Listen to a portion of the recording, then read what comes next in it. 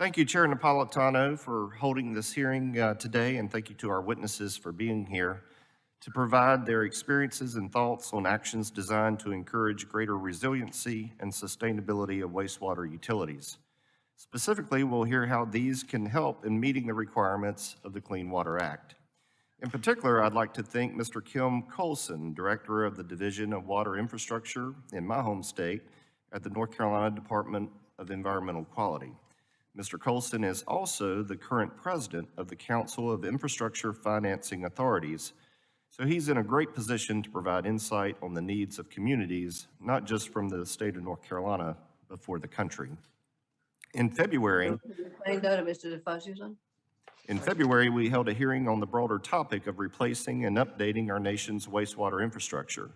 Today, we're going to get a little more specific and look at the energy challenges facing wastewater infrastructure. It certainly makes sense for wastewater utilities to want to be as efficient and resilient as possible.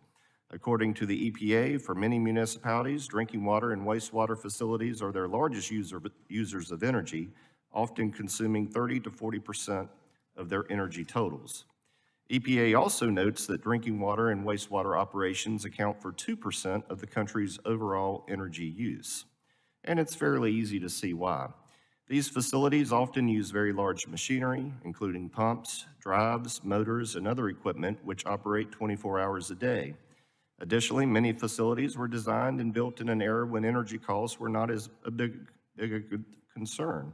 So clearly it makes sense to discuss energy use at these facilities. EPA has noted that if municipalities incorporate energy efficiency practices into their water and wastewater plants, utilities can save 15 to 30%.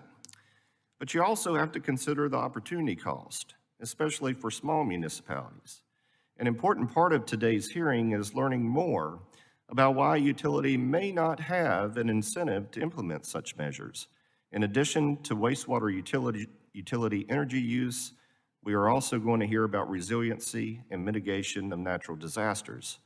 As municipalities grapple with hurricanes, flooding, earthquakes, and other disasters, we need to think about this. Today, we're going to hear a lot about green infrastructure, referring to measures that use plant or soil systems or permeable surfaces to manage wet weather impacts. Under current federal law, all clean water state revolving fund programs must use a portion of their federal grant for projects that address green infrastructure, water, and energy efficiency or other environmental activities. While these practices and technologies may very well benefit some communities, it is essential that these programs do not take a one-size-fits-all approach. Some communities, especially small and rural communities, may not have the means or the need to utilize these specific practices in their communities. Small and rural communities often have difficulty using the Green Infrastructure Reserve and identifying projects in this category that can be successfully implemented in their communities.